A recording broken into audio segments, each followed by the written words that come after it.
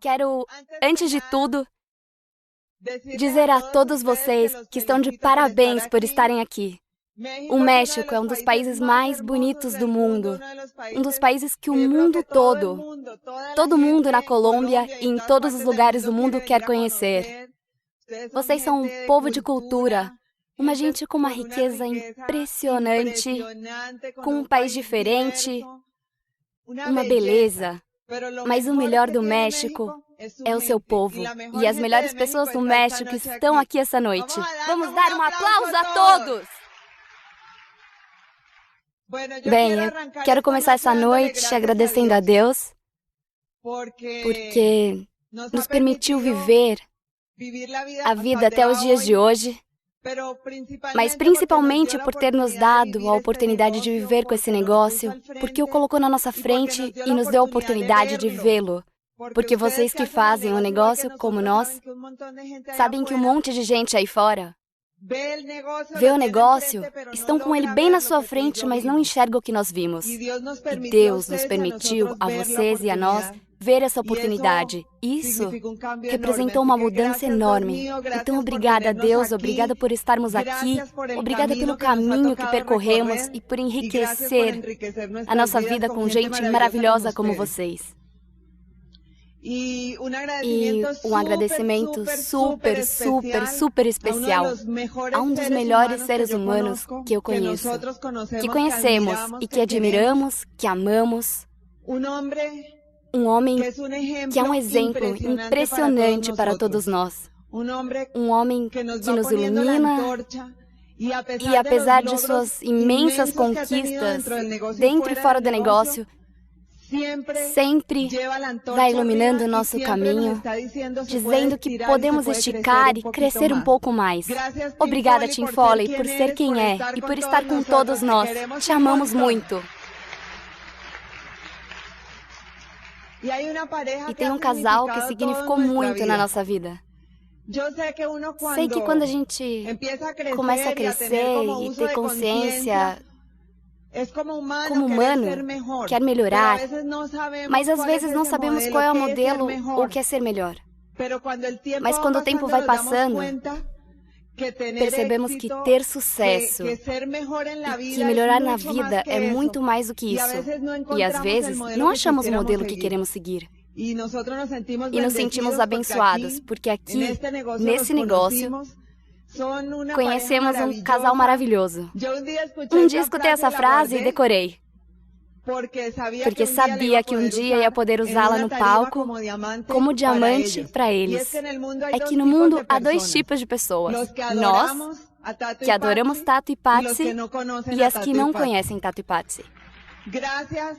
Obrigada porque, com o exemplo de vocês, mostram pra gente todos os dias o que é amar as pessoas, o que é de verdade trabalhar esse negócio, o que é ter um sonho na vida, onde na realidade o mais importante são as outras pessoas e não você mesmo.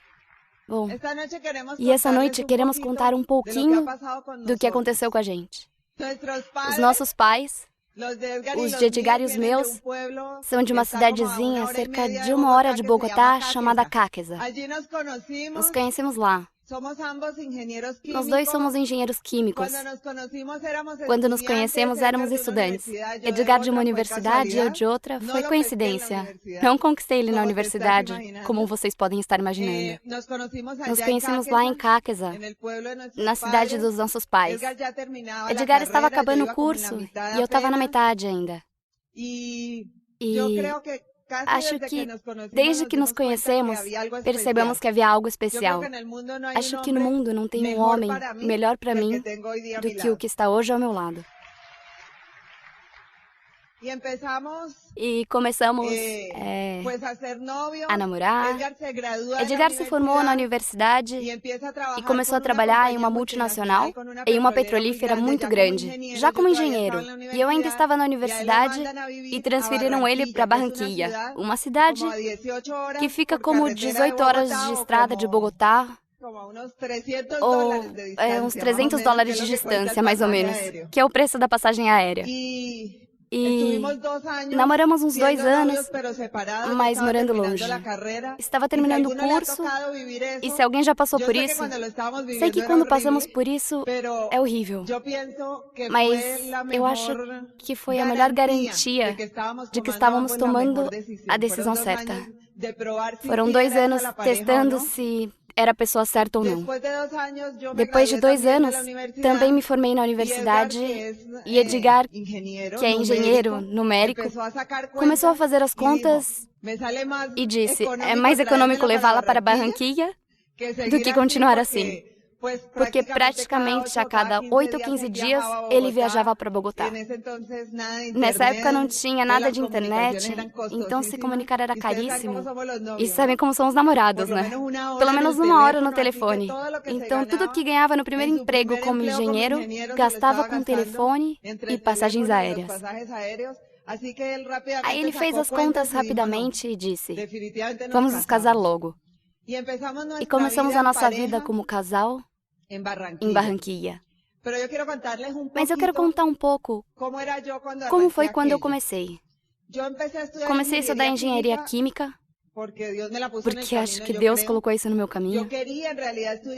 Na verdade, eu queria estudar medicina, mas naquela época, digamos que de 100 estudantes que se formavam no colégio para entrar na universidade, 95 queriam estudar medicina. Então não havia lugar para todo mundo. Por isso que eu não estudei medicina. Melhor, porque hoje eu vejo um cortezinho de desmaio. Ou seja, não era para mim. Comecei a estudar engenharia química porque gostava de matemática e achava química fácil. Então gostei e comecei a fazer engenharia química. Muito cedo na profissão, comecei a sonhar. Sonhava, ou seja, o casamento para mim era a última opção na face da Terra. Não queria me casar. Sonhava em ser uma super executiva. Bom, minha visão era ser a presidente de uma grande multinacional lá na Colômbia. Era, bom, assim que eu me via. Casamento só lá pelos 50, era isso que eu pensava. Mas já sabe que lá em cima tem alguém que ajuda, orienta nosso caminho um pouquinho. E esse primeiro sonho ficou em risco quando ele me enviou Edgar. E depois, quando tivemos essa oportunidade, esses 2 anos separados, aí a decisão ficou muito clara. Nos casamos e começamos a nossa vida de casal e dissemos: bom, vamos começar juntos, em uma cidade distante. É quase outro país. Barranquilla é totalmente caribenha, como nas ilhas. E Bogotá é totalmente andina. Então chegamos a um ambiente onde os costumes eram diferentes, a comida era diferente e tínhamos que começar essa vida nova não só como casal, mas como profissionais. E dissemos: nada de filhos. Por enquanto não queremos filhos, porque a nossa vida, o nosso desenvolvimento profissional, eu continuava sonhando com a presidência da multinacional. Então, começamos a fazer amigos. Passamos uns anos maravilhosos e com 3 anos de casados, chegou assim, caído do céu, porque não estávamos tentando, o nosso filho mais velho que vocês viram. E então, as prioridades começaram a mudar. Até aquele momento, eu alimentava o meu sonho. Sebastián chegou na nossa vida, 2 anos depois. Quisemos ter o nosso segundo filho e nasceu Laura. E tínhamos uma vida maravilhosa. Nós 2 tínhamos bons empregos, Edgar continuava subindo na empresa e eu não estava em uma multinacional, mas eu deixei de me importar. Eu queria um trabalho em que eu pudesse ser produtiva, pudesse exercer a minha profissão, ser engenheira. Tinha estudado para isso. Mas eu queria ter flexibilidade, ter tempo para ficar com os meus filhos. Então, trabalhava para uma empresa de médio porte, mas estava muito satisfeita com o que fazia. E foi aí que nasceu a segunda questão. Como se Deus dissesse: mas não era isso que você queria? Bem, eu te coloquei aí, está fazendo a sua carreira de engenheira, continue progredindo. E nesse momento, começou a ter muita mudança, porque as crianças começaram a crescer, já não eram bebês, precisavam de mais tempo. Eu estava indo muito bem no meu trabalho, já estava em uma multinacional, Estava indo tão bem que precisava viajar muito. Lembro que todas as minhas amigas me diziam que a minha vida era o máximo, maravilhosa. O marido ideal e o mais modesto. Um trabalho muito bom, 2 filhos maravilhosos. Estávamos muito bem financeiramente. Vivíamos bem, com uma casa boa, carros bons, muito bem. Nessa época morávamos em outra cidade do litoral que se chama Cartagena. Mas quanto melhor ia a minha carreira, mais eu sofria. Comecei a sofrer o que tinha sonhado tanto, porque tinha menos tempo para os meus filhos. Eu tinha que viajar muito. Precisava atender toda a região do litoral. Isso incluía San Andrés. Viajava muito. Tinha muitas reuniões. E quem trabalha em empresa sabe que os chefes gostam de fazer reunião depois das 6 da tarde. Na cidade em que morávamos, eu não contava com a minha mãe, uma prima, ninguém, era uma empregada que ajudava a gente a cuidar das crianças. E toda vez que eu subia no avião, tem uma ilha na Colômbia que se chama San Andrés, que é belíssima, tem as praias mais lindas. Se algum dia tiverem oportunidade, visitem, porque é uma ilha belíssima. Quando eu tinha que ir a San Andrés, uma vez por mês, lembro que todo mundo dizia, que maravilha! Eu ia todos os meses a San Andrés. Mas sabe de uma coisa? Eu subia no avião chorando. Chegava em San Andrés chorando, porque tinha que deixar os meus filhos. Laura era muito pequena, tinha 3 ou 4 aninhos. Sebastião estava com 5 ou 6. E tudo o que era... Ou seja, é muito diferente viajar a passeio com a família. Viajar nesse negócio é muito diferente. Mas se é seu trabalho, você tem que viajar. Sabe que tem que se levantar só todo dia, tomar café da manhã só, almoçar só, jantar só e passar uma semana só em uma cidade diferente. Isso não é tão legal. Eu lembro que essa época toda em que eu estava aproveitando o que tinha sonhado, porque estava tendo sucesso profissionalmente, na realidade estava me questionando o que era mais importante. Nesse momento eu me senti entre a cruz e a espada. Eu não sabia qual era a solução. Não me vi em casa, dentro de 4 paredes, sendo dona de casa. Precisava ser produtiva. Precisava ter uma vida ativa. Estava acostumada a isso. Além disso, o dinheiro ia nos fazer falta, porque acontecia com a gente o que acontece com todo mundo. A gente gasta um pouco mais do que ganha. E não queríamos baixar o estilo de vida. Começamos a pensar em diferentes coisas. No meu trabalho, precisava lidar muito com pequenas empresas na área de química. Na nossa profissão, é muito fácil ser independente, porque você aprende a fazer shampoo, aprende a fazer qualquer tipo de produto, distribui produtos químicos, e todas essas atividades podem ser feitas com independência. Mas no tempo que tinha de profissão, que até aquela época era uns 9 ou 10 anos, percebia que a cada ano abria um X número de pequenas empresas na área que atuávamos de química. E depois de 2 anos, já tinham falido. E você via isso se repetindo. Então não chamava muito a nossa atenção abrir uma empresa na nossa área. Mas tentamos publicidade, tentamos diferentes coisas. Estávamos buscando algo. Sinto que, desde esse momento, fiquei com o sonho de encontrar algo. Não sabia o que era esse algo, mas tinha que existir uma oportunidade em que pudesse trabalhar, que pudesse ser produtiva, pudesse sentir que como ser humano você está crescendo e está aproveitando, mas que fosse flexível, que pudesse curtir os meus filhos. E eu estou fortemente convencida de que quando a gente pede, a gente recebe. E era isso que estávamos pedindo. Edgar estava muito bem no trabalho nesse momento. Depois eu vou pedir que ele conte como as coisas estavam indo até então. Bem, muito bem. Como contava Lucy, viemos de uma classe média na Colômbia. Meus pais migraram do campo para a cidade. O mesmo aconteceu com os pais de Lucy. Os pais de Lucy se dedicaram desde sempre ao negócio de restaurantes.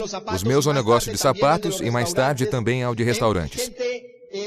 Gente sonhadora, sem muita instrução. Não tiveram a oportunidade de ir à universidade. Mas ainda meu pai, por exemplo, acho que terminou o 3º ou 5º ano fundamental. Mas era um homem com um sonho. Meu pai saiu do campo e foi para a cidade, a grande Bogotá, não é mesmo? Sem nada, nenhum centavo. mas com o sonho de formar uma família, com o sonho de melhorar. Por isso amo tanto os meus pais, amo tanto a minha sogra, porque reconheço neles esse espírito lutador. E aprendemos muito com eles. E acho que uma das razões pelas quais conseguimos nos qualificar diamante e vamos continuar trabalhando de agora em diante muito duro é para devolver a eles, aos meus pais lindos e à minha sogra, todo o amor e todo o ensinamento e todo o exemplo que nos deram. Nascemos em Bogotá, como contávamos. Eu me formei engenheiro químico em 1983. Nos formamos, eu me formei engenheiro químico em 85. Me casei com Lucy. Temos 20 anos de casamento, 20 anos felizes. Tivemos muitos vai-vens. De fato, não sei se aqui há casais perfeitos. Eu acho que não é verdade? Passamos por nossas situações, mas a partir de uns 10 anos para cá, quando conhecemos o negócio, nossa vida mudou, certo? No princípio, não sei se algum casal aqui passou por isso, especialmente os casais novos. Eu quero dizer que se preparem porque vão brigar um pouquinho. Mas é importante que se amem, que se entendam, não se critiquem. Não se critiquem, se amem, se respeitem, ok? É difícil, tá? É difícil, especialmente quando já estamos há um tempinho no negócio, não é mesmo?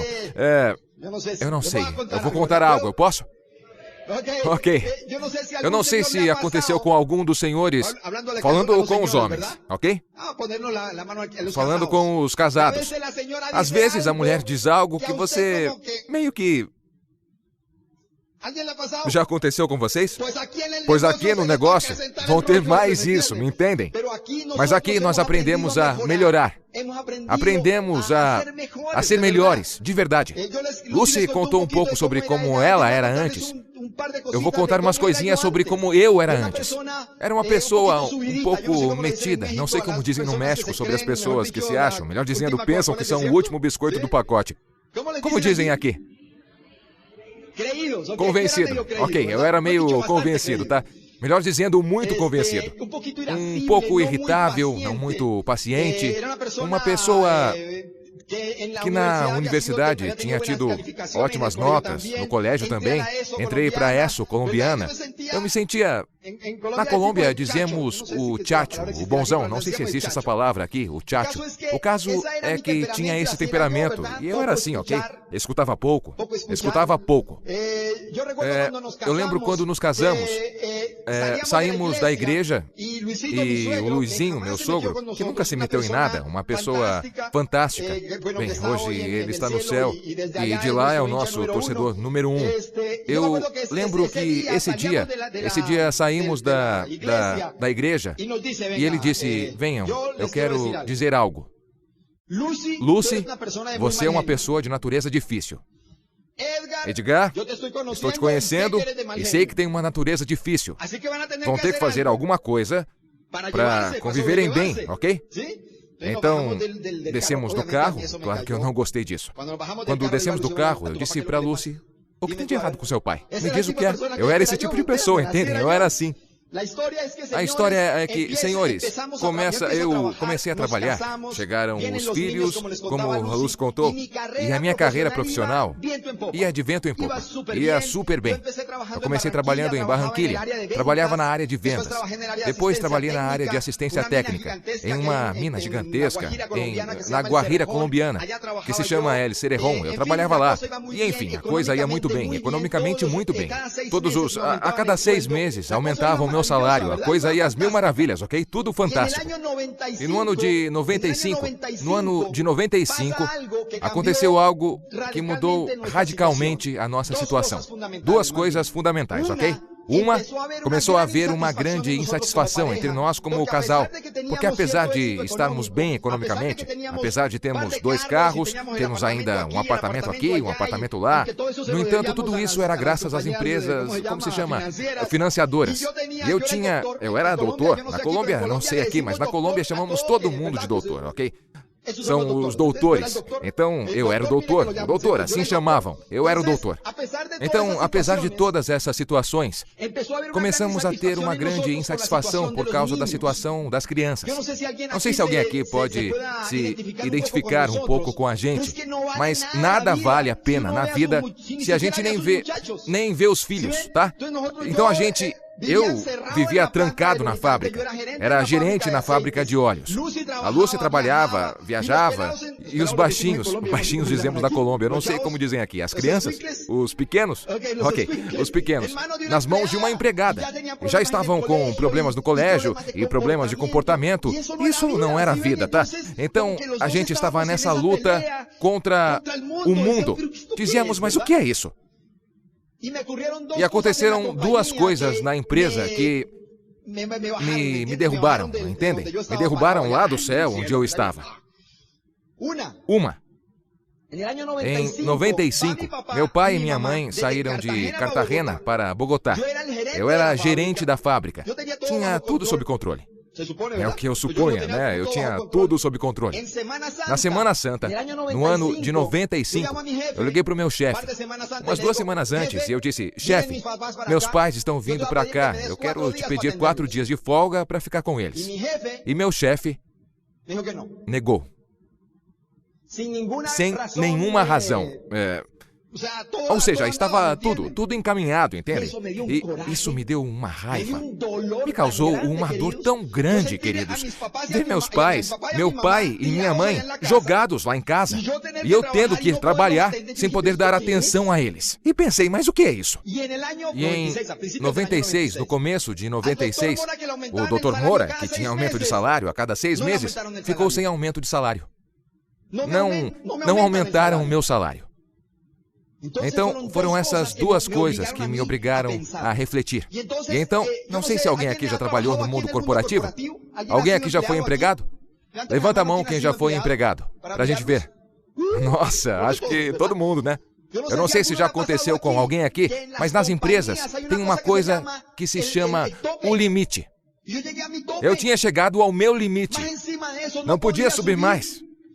E agora, depois de anos, comecei a pensar. E entendi que foi minha culpa. Foi minha responsabilidade. E sabem por quê? Porque a única coisa que eu sabia era o esquema que tinham me ensinado. Saí da ESSO com mentalidade de empregado, com a mentalidade de servir, me entendem? A uma empresa. Nunca tive uma aula de liderança. Nunca tinha conhecido um líder com a qualidade do Tato, do Pepe ou da Magda, esse tipo de pessoa. A única coisa que eu sabia era receber paulada, como dizemos na Colômbia, receber e dar paulada em quem está embaixo, era só o que eu sabia. De forma que, por conta da minha própria incompetência, eu digo assim, cheguei ao limite e não tinha como subir mais. E aí, senhores, começa a busca. E começamos a procurar negócios. E um dia, um irmão meu, que é médico e que... Amo todos os meus irmãos, mas a este devo a minha vida. Um dia, meu irmão me ligou e me disse, Edgar, vai chegar um negócio aqui na Colômbia que vende cosméticos e eu pensei em você. Esse foi o contato. E eu... Peraí. O doutorzão, tá? Como? Eu, cosméticos? Você endoidou, meu irmão? E você tem que vir para Bogotá, isso é ótimo. E não sei mais o quê. Aí eu liguei para a Lucy. Oscar me ligou e disse que tem uma empresa que vende cosméticos e quer que eu me meta nisso. Viu só que louco? E a Lucy, você tem que ir ver. Porque ela achava que a gente tinha que encontrar alguma coisa, tá? Eu acho que ela comprou a ideia na hora que eu recebi a ligação, entendem? E aí eu fui para Bogotá, escutei o que falaram do negócio. Eu não entendi nada, como acontece com todo mundo. Por isso é muito importante quando mostrarmos o negócio, termos paciência. Então, tenhamos paciência. Muitas vezes, a gente só aprende isso com o tempo. Uma pessoa que dá uma desculpa ou faz uma objeção de cara, está dizendo, vai ter boas razões, me ajude, por favor, me ajude que eu quero entrar nisso, mas se você não me ajudar, como eu vou fazer? Tá entendendo? Então, fui ver o plano. Eu queria acabar com esse plano. Eu queria matar o meu irmão. Eu lembro que eu estava lá sentado. Imaginem a cena. Meu irmão lá, todo animado com os círculos e tudo mais. E eu sentado no sofá, na casa da minha mãe, com as pernas cruzadas assim. Eu disse, Oscar, o nome dele é Oscar. Perdão, a questão dos impostos, como é a coisa dos impostos? Explica bem como é o... E o meu irmão... Ai, eu não sei. O negócio ainda não tinha começado, ainda faltavam 15 dias, entendem? Eu não sei, eu vou averiguar. Eu queria... É incrível, não é? Eu vou para Cartagena, eu volto para Bogotá e a Lucy diz, tem que voltar lá, tem que voltar. Até que, senhores, um dia 10 de julho de 1996, sentado no chão do apartamento do meu irmão, seguindo as instruções precisas da minha senhora, eu ia dizer esposa aqui, mas... Seguindo instruções precisas da minha senhora, eu estava filmando com uma máquina. E estava lá, observando. Era a única maneira de prestar atenção e focar a minha mente. E tinha um médico, tá? Que, obviamente, não tinha uma fala clara. Eu sim que tinha, ele não tinha classe. Eu observando esse tipo de coisa, e aí, de repente, o médico disse, e se você fizer esse negócio, um dia vai viver sem chefe. Como assim sem chefe? Lembrei do meu chefe, entende? E eu disse, opa, eu entro! Então, peguei o CD, a fita VHS que gravamos esse dia, um manual, um cassete.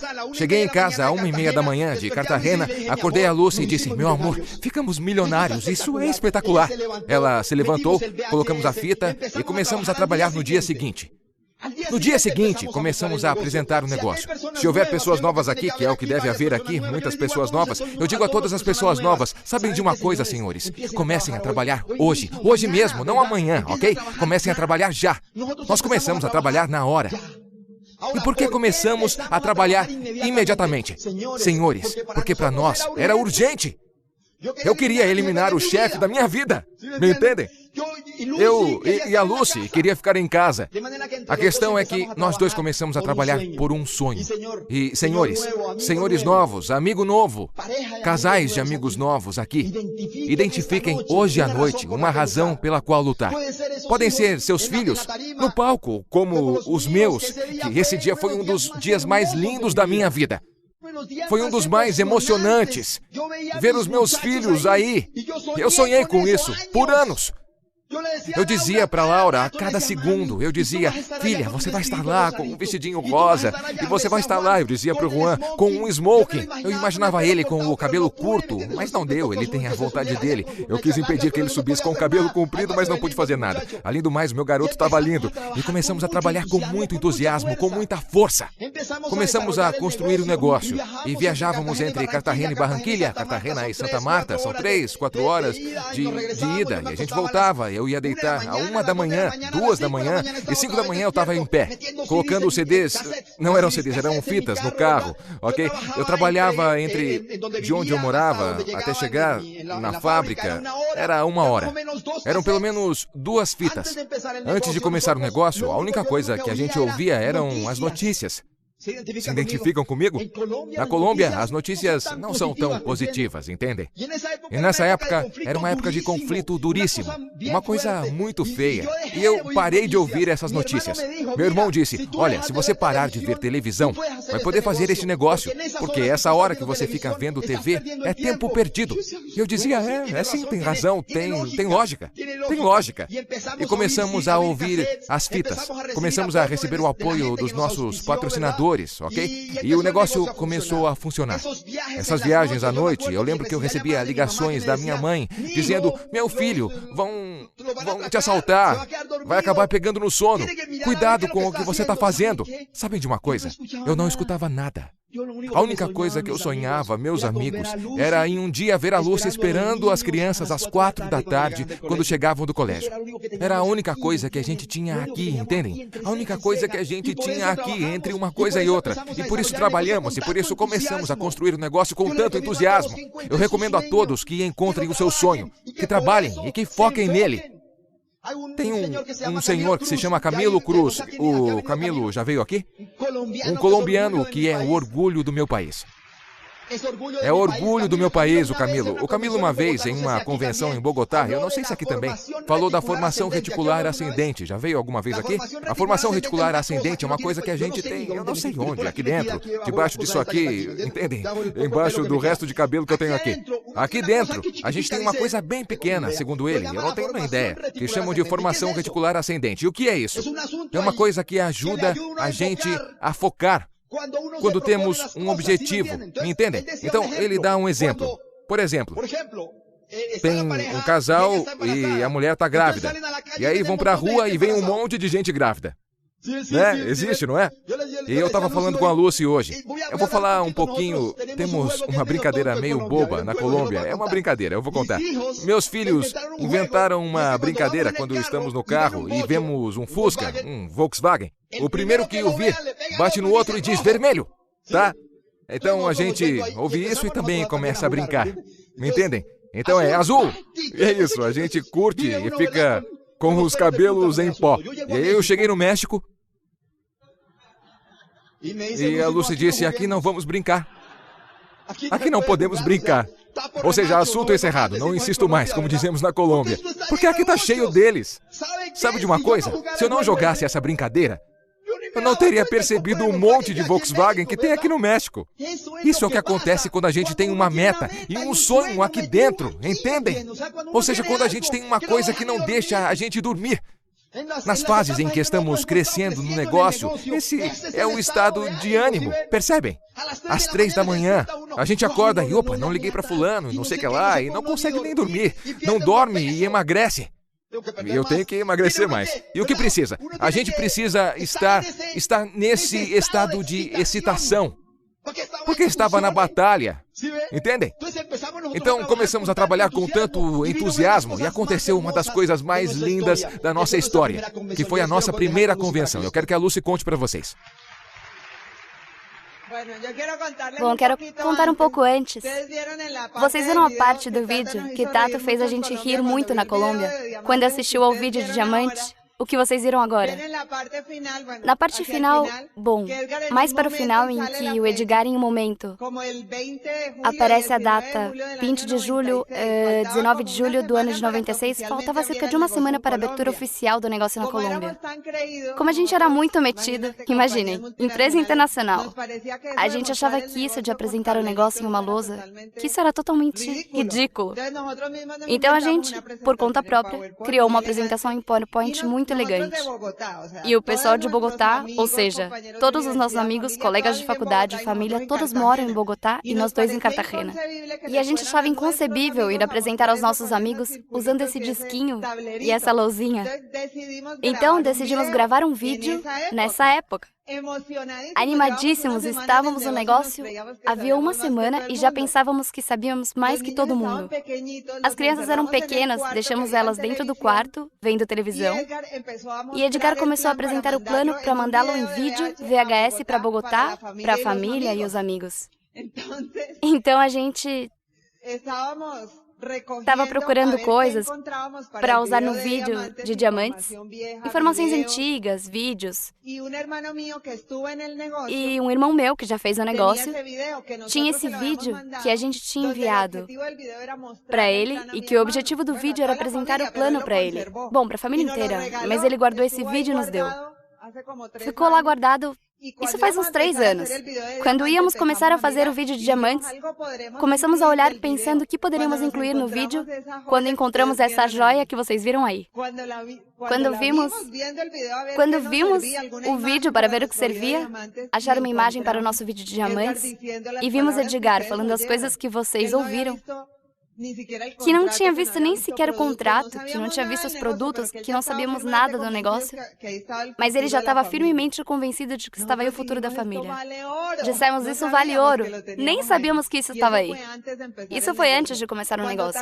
Quando o Tato viu esse vídeo na Colômbia, tirou sarro da gente e falava para Edgar, falava para o pessoal na convenção, para que vocês vejam que isso não foi montagem, porque Edgar tinha cabelo e era bem jovenzinho. Bom, gravamos esse vídeo, começamos a batalhar, acreditando no negócio, e nos chamaram para promover uma convenção no Brasil. A resposta que demos foi que no dia que o negócio desse para ir para o Brasil, iríamos.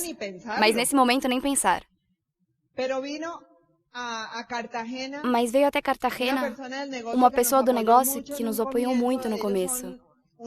É uma família e o pai é um arquiteto muito famoso no Brasil, como arquiteto que tinha feito os maiores shoppings e os mais conhecidos, ou seja, uma figurona dentro da sua profissão. E os filhos dele tinham entrado para o negócio. Ele também entrou. Na época ele era pérola, um bem parecido com safira hoje em dia. Ele veio nos ajudar em Cartagena a construir o negócio. Aí o Edgar o levou para todas as cidades do litoral, onde já havia algumas pessoas que queriam participar e que já tinha grupo começando e tudo mais. Em todos os lugares que ele ia, a única coisa que ele dizia para todo mundo era: a convenção, tem que ir na convenção, a convenção. E Edgar ia encolhendo na cadeira dizendo: que vergonha, devem estar pagando esse homem para levar as pessoas para essa convenção. No final das contas, de tanto ouvir como era importante ir à convenção e quanto caminho ir à convenção economizava, decidimos ir à convenção no Rio de Janeiro. Você sabe a distância do Rio de Janeiro a Cartagena? Bom, naquela época, eu estou falando de uns 10 anos atrás, eram uns $2.500 de distância.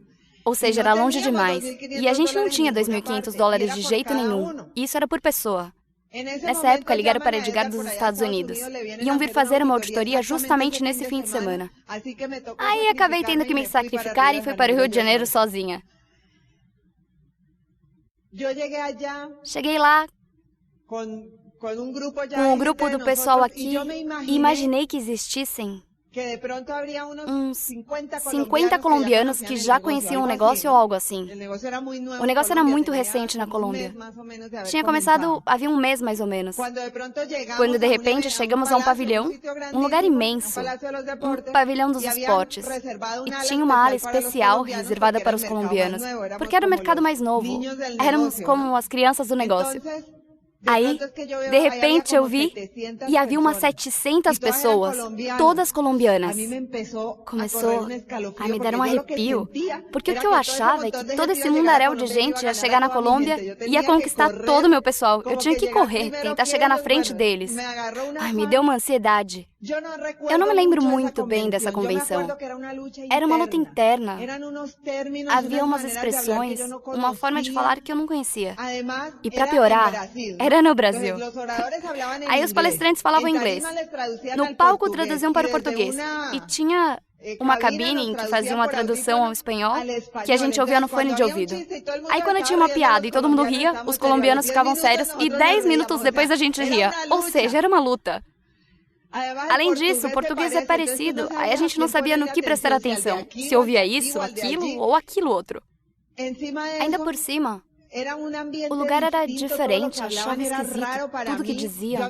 Eu tinha pago, a gente tinha se endividado com um valor alto para ir ao evento, e eu caindo no sono a cada segundo. E eu pensava, meu Deus, não posso dormir, gastei $2.500 nessa viagem e estou caindo de sono. Eu lembro que tomei uns cafés brasileiros, que são grandes, uma xícara assim. Eu não lembro muito da convenção, mas houve algo que sei que foi para mim. Dom Or estava no palco. Bom, inglês, português, espanhol, lembram, né? Ele estava com uma perna engessada. Bom, meia perna engessada. E ele começou a falar. Disse muita coisa que não faço nem ideia do que era. Só lembro um pedacinho da palestra. Mas sei que tudo o que ele disse bateu direto aqui. Mas eu não lembro de tudo. Eu lembro dessas palavras. Ele disse, vejam, vejam. Vejam meu pé, eu tô aqui doente. Eu poderia ter ficado em casa, tranquilamente. Eles que me perdoem. Mas vejam, me operaram. Mas sabem de uma coisa? Uma vez, faz muitos anos, eu vim ao Rio de Janeiro e vi crianças nas ruas das favelas, sem roupas e sem nada para comer. E desde então eu prometi a mim mesmo que sempre que tivesse a oportunidade de vir aqui, contribuir para que vocês ajudem a mudar essa situação, eu viria sempre. Por isso, quando me convidaram, eu nem sequer pensei, e é por isso que eu estou aqui. Essas são as únicas palavras que eu lembro. A única coisa que eu sei é que essa palestra de Don Moore me fez mudar. Abriu alguma coisa no meu coração. Eu não sei se já aconteceu com vocês o que eu acho que aconteceu comigo ali. É que a vida vai passando. Bom, como eu contei, estudei engenharia, trabalhei num meio em que a maioria era de homens. Trabalhei em fábricas onde só havia homens e 2 mulheres no máximo. Eu tinha uma vida em que eu precisava ser muito forte. E aí a gente começa a endurecer o coração. A gente fica com uma couraça e não se permite sentir nada para não sofrer. A gente acha que isso é ser forte. E acho que isso era o que eu tinha, uma espécie de couraça aqui. E essa palestra, essa convenção, esse momento mágico abriu algo aqui. Como eu disse, eu não sei o que ele disse. O que mais ele disse? Só sei que foi ele terminar de falar e eu chorei muito, como se tivesse acontecido algo na minha vida. Lembrem que eu era uma engenheira, executiva, toda não sei o quê. E eu estava chorando, emocionada, chorando. Quando acenderam as luzes, que terminou a palestra, eu estava com uma vergonha imensa, porque eu pensava, eu nem sabia por que estava chorando. O que fiz foi correr para o banheiro. Quando eu cheguei no banheiro, do lugar que estava até o banheiro, todo mundo estava com os olhos assim. Aí isso já me tranquilizou. Eu não sei o que aconteceu, que mudança houve aqui, ou sei lá onde. O que eu sei é que desde esse momento algo se iluminou dentro de mim. E eu entendi que isso para mim era uma missão. Entendi que aqui era onde... Isso era o que eu estava buscando. Isso é o que tinha me enviado. Era a minha resposta. E as coisas mudaram da água para o vinho com relação ao negócio. Eu voltei para a Colômbia e juro que todo dia em que ia para o escritório, eu sofria. Basicamente porque já sabia o que eu queria. Já tinha isso claro. E surgiu um momento mágico. E acho que foi um dos primeiros seminários. Acho que foi o 4º seminário que tivemos lá no litoral. Tínhamos que viajar para o seminário muitas horas, porque... estávamos começando o negócio. E foram para lá alguns líderes de vocês que nós amamos na Colômbia, que são Sérgio e Charo. Obrigada por nos ajudar a dar esse aplauso a Sérgio e Charo. A gente estava lembrando dessa viagem agora, do que sentimos, do que foi para a gente esse seminário. Tem um hotel lá que se chama Hotel del Prado, em Barranquilla, que também é colonial, antigo. E a gente estava num salão, eu lembro, ou seja, nós lembramos que havia algo mágico nesse salão. Aí chamaram e eles entraram assim pelo meio das cadeiras, até lá na frente, e a gente sentiu uma atmosfera, uma coisa espetacular. Eu lembro que sentada esse dia nesse seminário, eu pensei, meu Deus, nos ajude a chegar rápido, porque a meta era chegar à prata. Depois de ser prata, eu poderia sair do meu trabalho. E alguém faz essas contas. Me ajudem a fazer essas contas. Nessa época eu já tinha 11 anos de exercício profissional. Não vão fazer as contas para ver a minha idade. É só parte da experiência. Trabalhava em uma multinacional. E aparentemente é muito bem. Dentro do grupo de pessoas que eu conhecia, eu estava muito bem.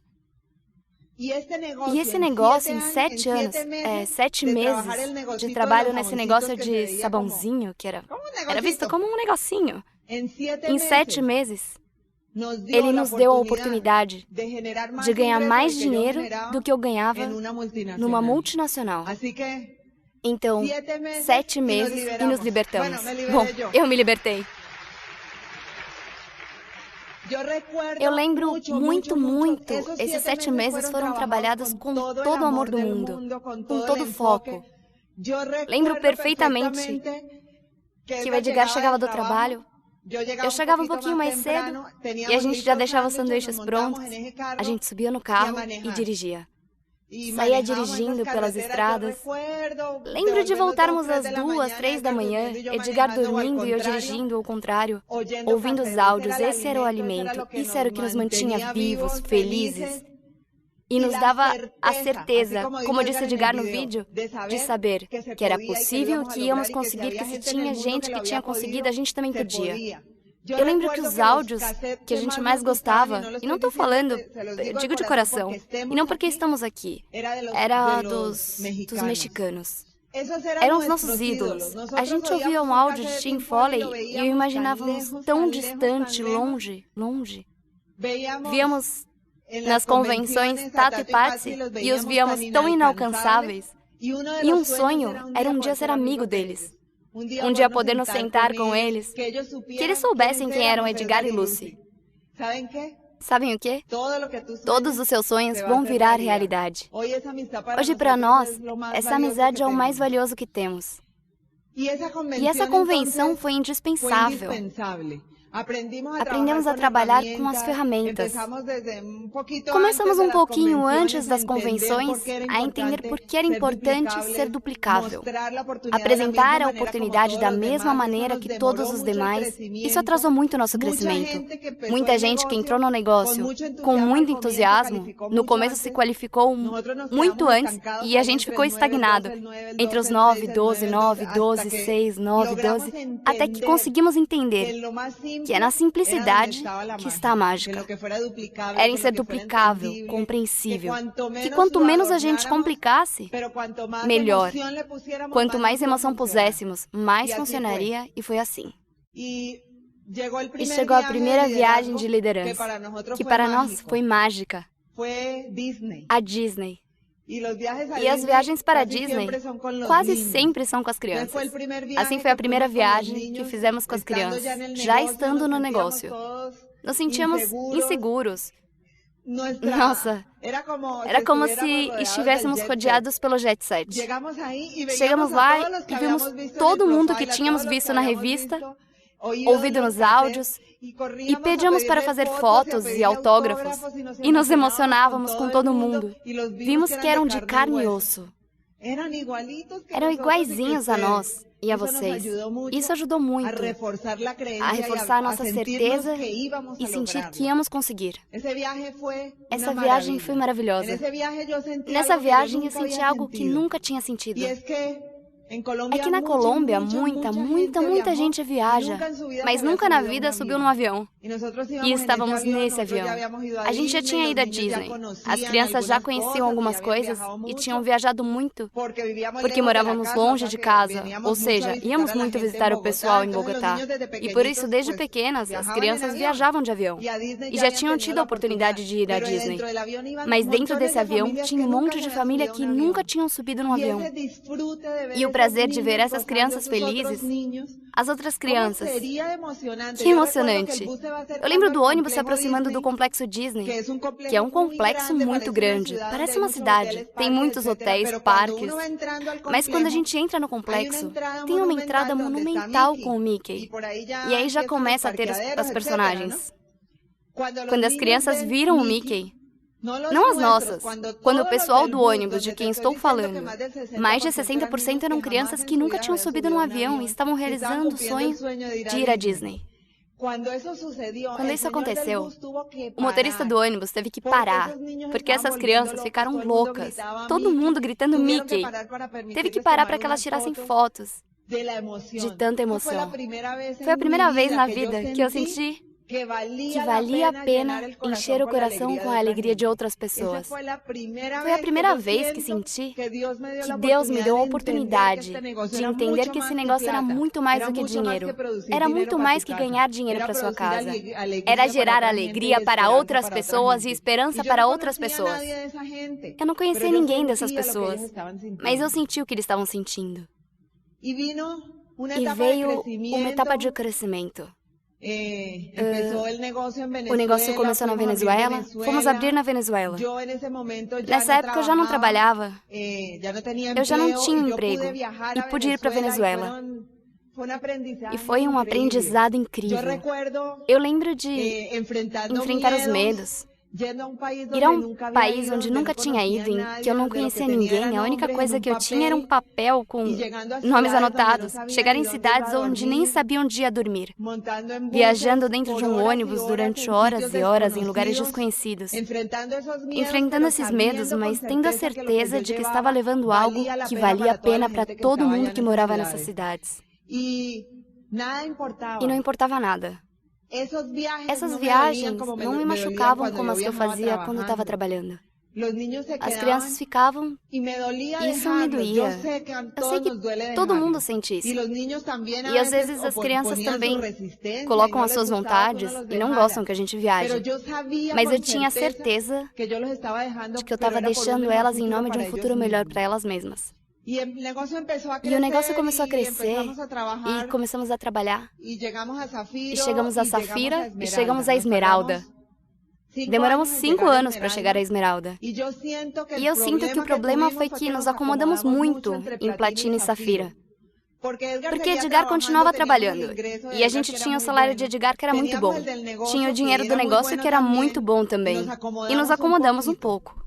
Mas de repente começamos a ouvir, como dizemos na Colômbia, passos de gigante. Como se algo estivesse por vir. Vou deixá-los com Edgar para que ele conte um pouco do processo para chegar à Esmeralda. Ok.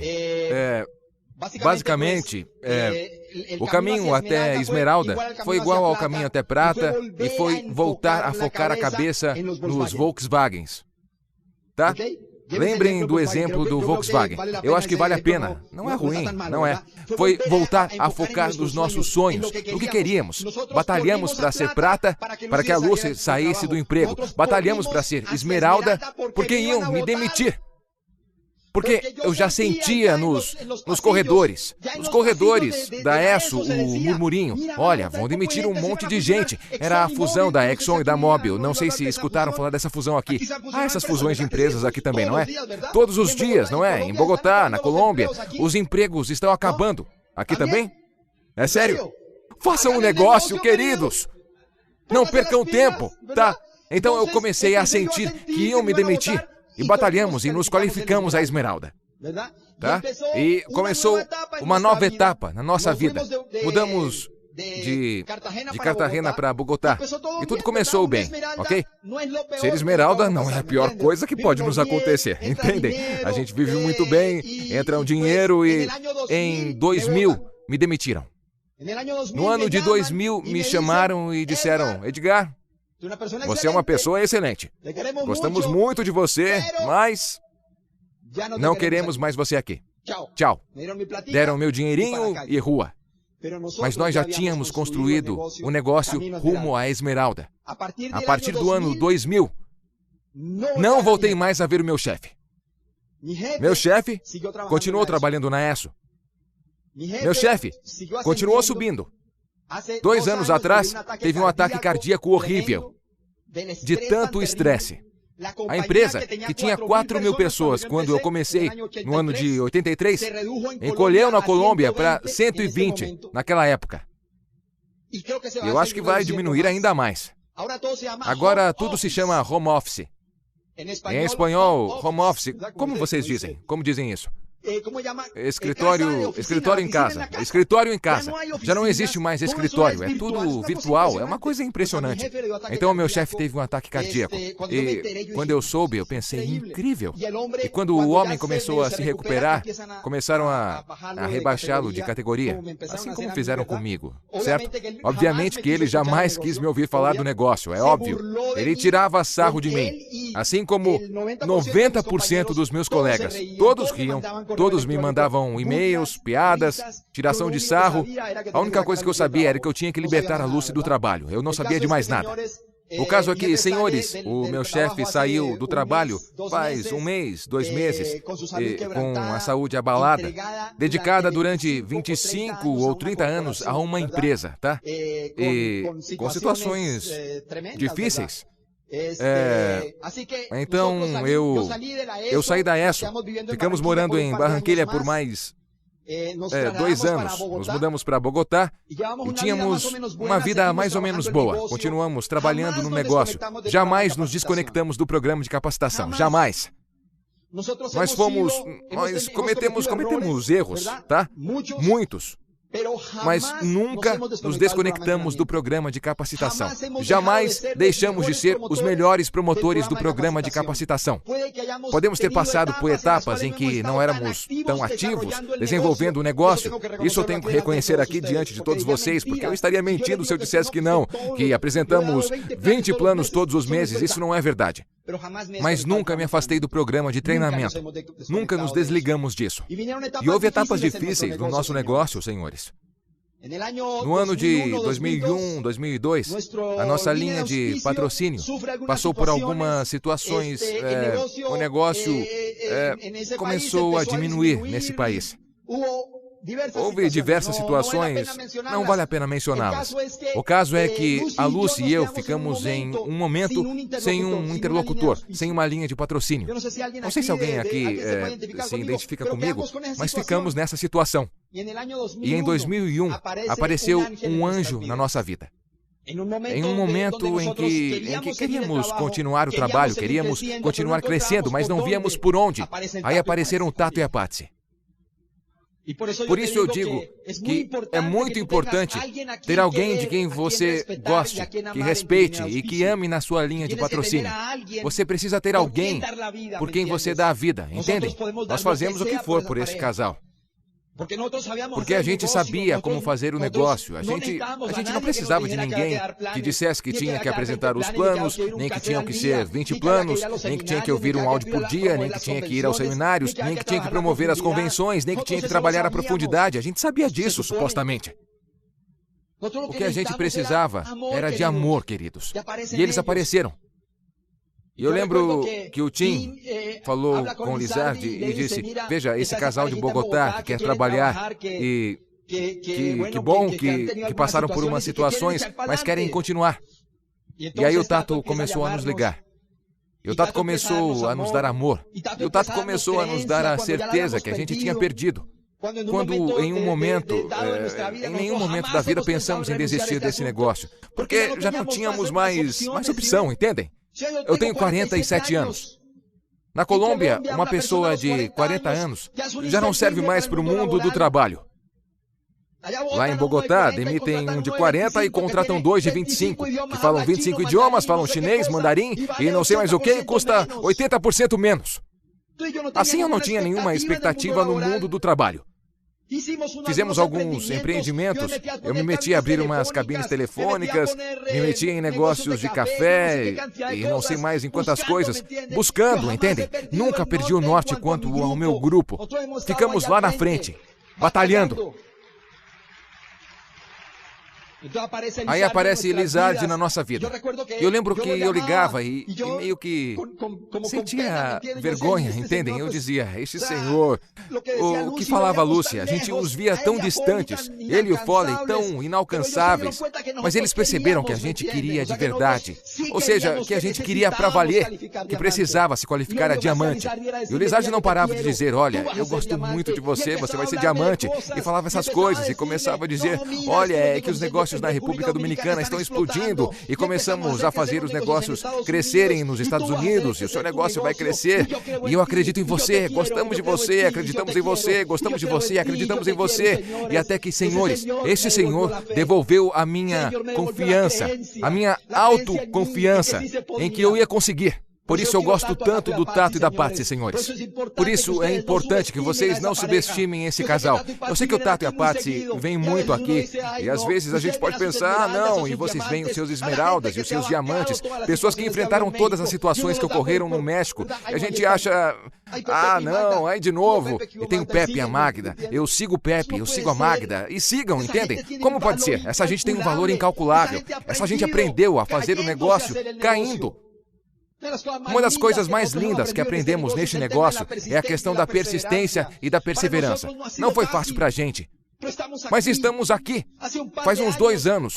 Nos reunimos com o Tim e choramos. Dissemos: Tim, queremos o que fazemos. E o Tim analisou o nosso negócio. Por isso é tão importante você se reunir com a sua equipe de apoio e estabelecer metas. E faz 2 anos que começamos essa corrida. Começamos a correr e definimos a meta. E colocamos todo o nosso entusiasmo e a nossa fé em 2 grupos que faltavam qualificar. E nenhum dos 2 grupos quis fazer essa corrida. Aí começamos a buscar mais e encontramos as pessoas. Faz 1 ano que esta corrida maravilhosa começou de novo. Trabalhar com juízo, com entusiasmo, acreditar de novo na gente, acreditar nos nossos sonhos, acreditar que era possível. E faz um ano que começou a corrida. Em 1º de setembro, e no fim do mês, 30 de setembro, encontramos as nossas 6 pernas qualificadas. Nesse dia eu estava fora de Bogotá, eu fiquei chorando onde eu estava aí. Eu quis avisar todo mundo, eu queria contar para todo mundo que tinha começado a se qualificar um novo diamante da Colômbia, queridos. Eu lembro que o Tato dizia, Edgar, eu preciso que se qualifique, porque eu quero que leve essa mensagem a todos os lugares, de que mesmo com dificuldades, mesmo com problemas, é possível. É possível. No dia 18 do último mês de março, tivemos a convenção em Bogotá. Estavam lá o meu pai, a minha mãe, minha sogra e os nossos lindos filhos. O estádio de Bogotá estava lotado. E nesse dia fomos reconhecidos como novos diamantes. Essa noite aguardada durante 9 anos e meio, quase 10 anos, valeu a pena todo o trabalho que fizemos. Todos os momentos de frustração, deixar de acreditar na gente, as dúvidas, as incertezas. Essa noite mágica, foi a noite mais linda da nossa vida. Agora começamos um novo caminho onde a nossa missão é ajudar mais pessoas a acreditarem em si mesmas, a acreditar que é possível. Estamos orgulhosos hoje em dia de ter caminhado todo este trajeto, de ter nos frustrado, de ter duvidado, de ter sentido que não íamos conseguir. Estamos orgulhosos disso. Estamos orgulhosos de ter conseguido. E eu digo com o coração aberto, você pode. Você pode. A América Latina está precisando de mais e mais diamantes. Começou a segunda onda de diamantes. E você, esta noite, não está aqui à toa. Está aqui para tomar a decisão de mudar a sua vida. Para tomar a decisão de ir lá fora e levar esta linda mensagem. O mercado se renova, é uma coisa impressionante. Os nossos grupos na Colômbia começou a entrar gente de 18, 20, 25 anos com um entusiasmo impressionante. Eu tenho um irmão que nunca tinha acreditado no negócio. Eu tenho um irmão que era, na Colômbia dizemos crocodilo, acho que aqui também, não é? Um crocodilo terrível que tirava sarro, me criticava, dizia umas coisas assim, nada positivas do negócio. Tá? Eu lembro que o meu irmão dizia, mas isso é só para umas poucas pessoas, só algumas podem se qualificar, poucos vão poder crescer aqui, porque isso vai saturar, porque isso não sei mais o quê. E o meu irmão estava no meu reconhecimento, meu irmão me respeita, respeita a decisão que tomamos. Tem gente que ainda não entende, tem muita gente que acha, que não acredita no que estamos fazendo, no que estamos construindo. Mas a única maneira de responder essa descrença e desconfiança de todas as pessoas que nos rodeavam foi trabalhar e continuar trabalhando e continuar ajudando mais pessoas. Hoje em dia na Colômbia está havendo um monte de novos reconhecimentos. Estão surgindo safiras, novos esmeraldas, e isso está acontecendo na América Latina toda. Os Estados Unidos estão crescendo, a República Dominicana está crescendo, Porto Rico está a mil, a Argentina está crescendo um montão, e o México, eu tenho certeza que está nessa onda impressionante de crescimento. Amamos muito vocês, queridos. Nos vemos como diamantes. Obrigado.